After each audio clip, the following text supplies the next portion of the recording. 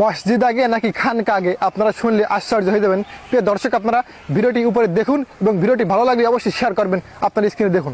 এখন বলেন মসজিদ আগে না খানেকা আগে? আগে খানেকা। খানেকা কি জিনিস? খানেকা মুসলিম তৈরির কারখানা। মসজিদ কি জিনিস? মসজিদ মুসলমান হওয়ার পরে ইবাদতের জায়গা। বুঝতে পেরেছেন? দর খানেকা হয়ে গেছে, খানেকার মধ্যে তরবিয়ত চলতেছে, লোক ইসলাম কবুল করছে, ওনার জন্য একটা মজলিস বানানো হলো। সেই মজলিসের মধ্যে উনি এরকম একদম এরকম সোফা, বড় বড় জ্ঞানী বিজ্ঞানী সব বসতেছে, উনি একদিকে তাকায় কি কথাগুলো বলতেন। তো এরা তো বুঝে না, এরা শ্রীলঙ্কার এক মহিলাকে হায়ার করে আনছে, উনিও নিউ ইয়র্ক ইউনিভার্সিটিতে গবেষণা করছিলেন। তখন মহিলা বসতেন, বাবা বলতেন, মহিলা ইংরেজিতে ট্রান্সলেট করে দিতেন, তারা সেগুলা লিখতো। মহিলা ভুল করলে বাবা আবার শুদ্ধ করে দিত, মহিলা ভুল করলে বাবা আবার শুদ্ধ করে দিত।